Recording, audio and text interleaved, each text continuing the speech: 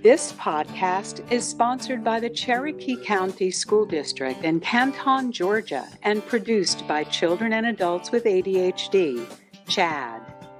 Welcome to ADHD 365. I'm your host, Susan Booning, and I'm here today with Dr. Carey Heller to talk about emotion regulation in children and adolescents who have ADHD.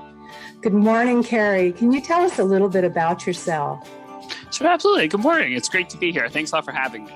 I'm Carey Heller. I'm a clinical psychologist in private practice in Bethesda, Maryland. I specialize in the evaluation and treatment of ADHD and related executive function issues. I'm also chapter coordinator for the Montgomery County chapter of CHAD and one of the co-chairs of the editorial advisory board for Attention Magazine. Carey, why do children with ADHD have difficulties with emotion regulation? It's a good question. So if you think about ADHD, one of the core deficits with ADHD is the idea of self-regulation. So probably thinking about attention is the most common thing people think about with ADHD. So the idea is a child or anyone with ADHD has a hard time with regulating their attention. Same thing with hyperactivity. So excessive movement. Again, it goes to self-regulation. So similarly, if you think about emotions, the same idea is children with ADHD often have trouble controlling their emotions because it gets at the same core deficit of trouble with self-regulation. So there's the aspect of the self-regulation piece with emotions. It's kind of add to issues. Sometimes, people with ADHD can get overwhelmed easily. So that makes it hard to control emotions. Or also there are some situations where if you think about it, if someone's not paying full attention to what's going on around them, they may make these assumptions of what's going on in a situation without actually looking at all the available information. So they may make these erroneous conclusions and then as a result become emotionally charged or dysregulated when there's really not necessarily even a reason to be based on the circumstances. Is there a growing recognition that children and teenagers with ADHD tend to struggle with this emotion regulation? Yeah, I do think there's definitely a growing recognition because it's not something that's really focused on directly that much in the actual criteria for ADHD, but it is something that, so for example, I think about Thomas Brown's book, Smart But Stuck, which focuses on emotions in teens and adults with ADHD. I think that's one good example of this trend. Another example is the Brief 2, which is a measure of executive function skills, which really underlie ADHD. They actually, when they redid the brief questionnaire in the last couple of years, they created a separate emotion regulation index. And so with that, it looks at the ability to shift attention as well as emotional control. And so what that illustrates is that the emotional control is really vital to ADHD and executive functioning. And so I think those two things in itself really illustrate the fact that there is this growing recognition. How can a parent recognize triggers that could be increasing the dysregulation? For example, medication rebound effect, or when medication is wearing off, or any other triggers? My suggestion would be in general, keep a log of what's going on. So if you notice, if your child or teen suddenly starts reacting very strongly, note the day of time, what was going on right before it, because you can pull this information in a nice organized fashion and then figure out, are there consistencies? So if it's occurring whenever the medication is still kicking in or wearing off, that obviously is really useful information to know. Is it that anytime they're being told, oh, you have to sit down and do your homework, that's when it occurs? So looking at the triggers can be really helpful in figuring out when the dysregulation's occurring, and in turn also can then be used to help with ways of addressing it to reduce the dysregulation. How can parents recognize that there may be something more than the standard emotion regulation difficulties in ADHD? For example, indicating the presence of a coexisting condition such as oppositional defiant disorder, emotional disturbance. How can parents know when there's something more? It's good for parents to look for a couple of things that I'll mention, but in general, this is probably something that may be better left to professionals to ultimately determine. But the things that you can look at to help decide, should you reach out to a professional about the emotion dysregulation issues would be looking at the frequency of them occurring, the severity, specific triggers, and the consistency. So if a child is always reacting to, let's say, when the medication wears off, or when, let's say, working on homework and it's especially tough, that it's sort of a very identifiable trigger. But if it's just completely random, you can't pinpoint it, or you get very different reactions to the exact same situation, that can also suggest that there may be something more. I would also, probably the biggest thing, whether it's truly due to ADHD or something else, is think about how much of an impact does it have on daily functioning. So if you have a child and they're constantly, you feel like you can't tell them no because they're going to react strongly, or you feel like, you worry about how they're doing at school because anytime something's tough, they sort of give up and, run out of the classroom. Those types of things clearly, no matter what the cause, are going to have a significant impact. So you want to figure out, when those are occurring, ideally figure out what is the cause, and then in turn, figure out the best way to address it. How can parents or caregivers help a child socially when emotion dysregulation comes into play with relationships? I often view, in terms of addressing the emotion regulation piece, I sort of view strategies as coming into kind of two main categories. So we have proactive strategies, which are things that you can kind of do to prevent the dysregulation from occurring in the first place. So these are often things that would be helpful for a variety of reasons. So for example, getting enough sleep, eating healthy, not being really hungry when you're going to social interactions. Think about the Snickers commercial. You probably want to avoid that type of kind of being that hungry when you're going into kind of a social situation. Things like practicing mindfulness, breathing exercises on a regular basis, getting enough physical activity. These types of things in and of itself can help mitigate emotion regulation trouble to some degree, and obviously help address lots of other issues as well. Another kind of proactive strategy is the idea of planning ahead. So thinking about the structure. So with the social situations, especially for younger kids, if your child has a friend over and they say, oh, just go play, for some kids that can be fine. For other kids, that can very easily lead to conflicts over what activity we're going to do. Or, someone is very competitive, gets very upset if they don't win at a game. So being able to maybe help the child ahead of time to think through, what are like 3 activities we could do, and let's maybe pick one, and then if my friend wants to do something different, say, let's do one first and we'll do the other after. But sort of having a general framework to work with for kids can be really helpful for creating these, for the social relationships. I think the other thing to add to that would be to also think about the more that your child can do a lot structured activities with others. That's also a really good way to mitigate some of the issues and to help practice things. Because I think so for example, doing some sort of structured after school activity, because it provides social connections, and there's probably some informal interactions as well, but because there's more structure, there's probably less of a likelihood of having a strong emotion dysregulation from it. The other part of it is to really think about reactive strategies. So what do you do in the moment when something occurs? It's great to try to prevent the emotion dysregulation from occurring, but obviously there's only so much you can do. So a couple of strategies that can be really helpful for parents in social situations would be having the child being able to do a really quick deep breathing activity, whether it's taking 3 deep breaths in and out. Something like that is good because that one can be a little bit more discreet. Then certain other ones, involve having to listen to something like a mindfulness activity or using an app can be really helpful. But that obviously involves them having to either do it in front of their friend or, take a break from their friend, which, in some cases for young kids may be fine. For others, may create some issues in terms of, embarrassment and things like that. I do think when necessary, having kind of a good exit strategy. So if a child has a friend over or they're at a friend's house and they feel like they're starting to react very strongly, figuring out, can the child just say, oh, I need to go to the bathroom? And then maybe have whatever the activity is, hidden in the bathroom that they can pull out really fast to do, have headphones and listen to it, on a tablet for a few minutes, or have something in their pocket that they can go into a bathroom and just use in order to kind of help calm themselves down.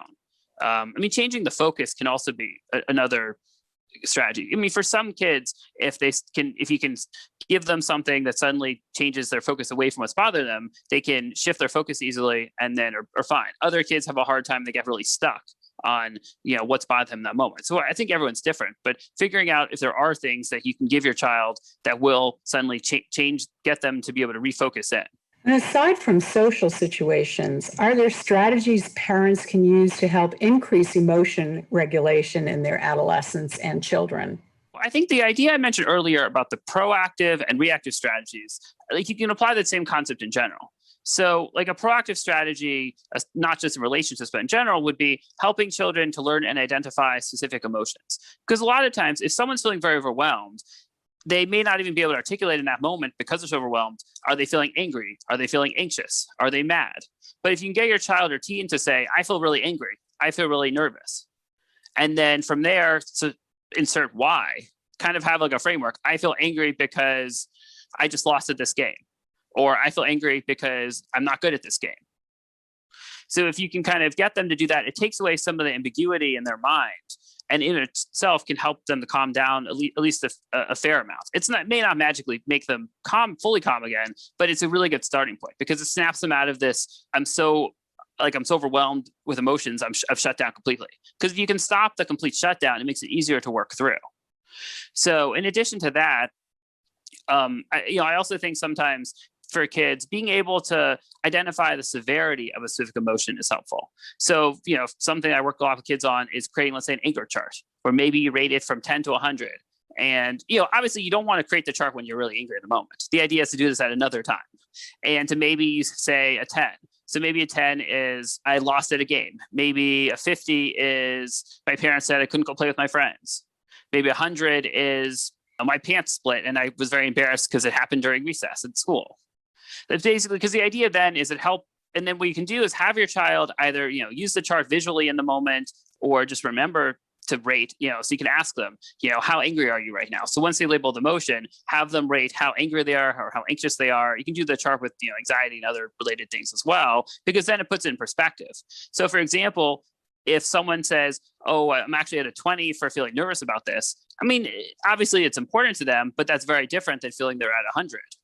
And so it also kind of like labeling the emotion, labeling the severity also can help them to kind of reduce that just being so overwhelmed that they can't function and be able to put it in perspective. Other things that parents can do that can be helpful are certainly, praising your child when they're identifying emotions and doing what they should be doing. Because for some kids, just a little bit of praise can also help them to feel better. So if a child who's had a hard time with emotion regulation is suddenly able to say, I feel really angry, like in a nice way, say, I'm sorry you feel the way, but I'm really glad that you're able to vocalize that to us. That's great. Because that in itself can also actually work well to actually shift some of the focus away from what's bothering them too. I mean, other things that are really helpful are, in general, modeling good emotion regulation yourselves as a parent or caregiver. I realize sometimes this is probably easier said than done in the moment. Because if you think about it, like let's just for a second think about if you're having an argument with another adult. Chances are if one person starts yelling, you're more likely to get revved up and potentially yell back. And the same thing, if your child starts yelling, you may feel like, oh, I need to yell either just because you're angry or feel like that's how you get through to the child. But the idea is basically if you can stay calm and model that, your kids are more likely to follow through and do that too. I know, again, it can be difficult in this situation. And so sometimes there's strategies you can use yourself. Actually, some of the same ones I mentioned in terms of, mindfulness activity, being able to recognize your own triggers and try to avoid them when you can, or have a simple strategy to use. So if you know that you're really triggered when your kids fight, maybe you say to yourself, I'm going to, in my own head, rate how angry I am about this. And then I'm going to take 3 deep breaths in and out in order to be calm enough to sort of manage whatever's going on with these 2 kids. What interventions target emotion regulation in adolescents and children with ADHD? There are a couple. So, I mean, certainly if you have a child that's participating in psychotherapy, using various cognitive behavioral tools, looking at kind of thoughts and sort of replacing certain thoughts and connecting out behaviors can be helpful. Being able, as part of that, there's also a lot of CBT tools involve various worksheets to kind of practice, or even the different charts you can use, where you kind of, for kids, especially younger kids that have a hard time even thinking about emotions, you may see these little like sort of face charts. If you Google emotion chart, there's usually a chart that pops up that shows, probably at least 20 different sort of faces and different emotions. And so that can be a good starting point for kids who just don't really know how to label emotions. So that's sort of one type of strategy. Other strategies that can be really helpful are doing a mindfulness activity. I mean, the one thing I'll say, so for kids with ADHD, first of all, you probably do not want to try to teach them a half-hour mindfulness activity because they're probably not going to stay focused for it. The idea is, first of all, each child is different. So you want to figure out what they're willing to try and go through different ones. For younger kids, sometimes using a mindfulness activity that's on an app that has a visual piece too. Like there's one called Meditation for Kids, for example. So that is great because they show pictures, let's say, of a forest or various animals, and then there's the script part that's going through, so you're listening. But because there's that visual piece.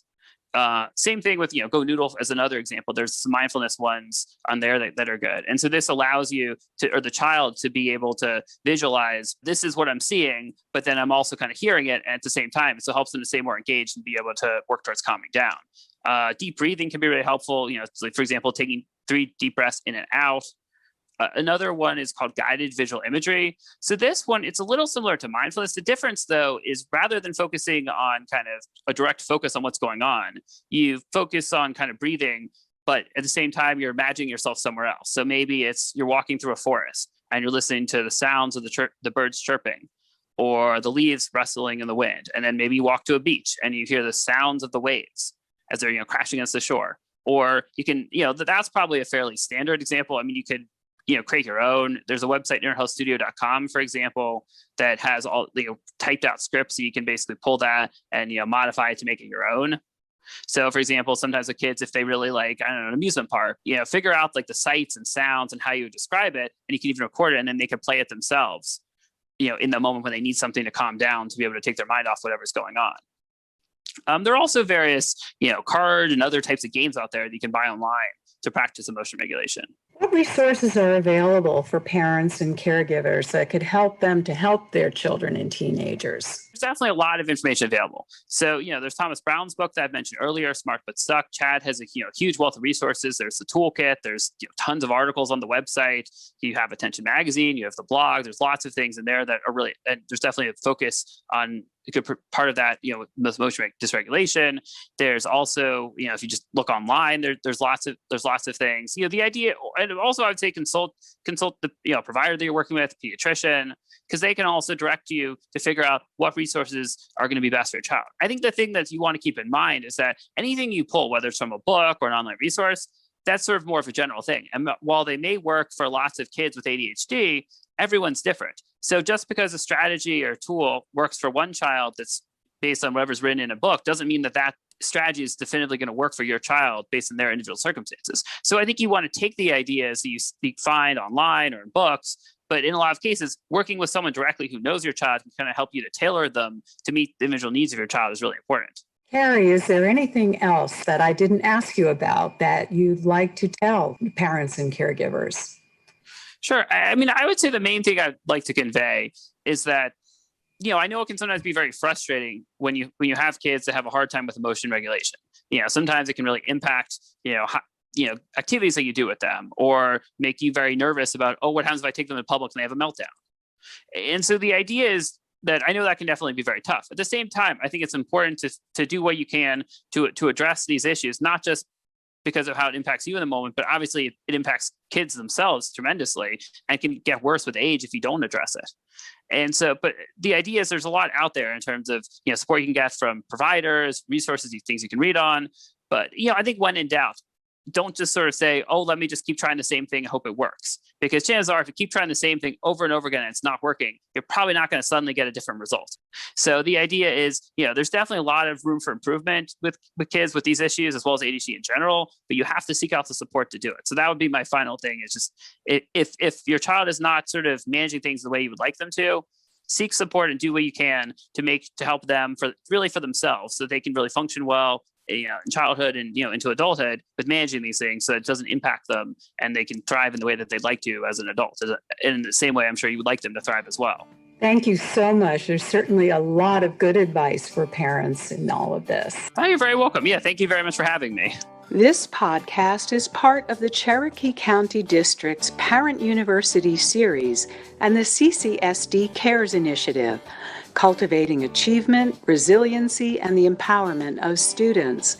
CCSD's vision is that all students will thrive today, tomorrow, and throughout life with a sense of purpose and self-worth. Thank you for listening to another episode of ADHD 365.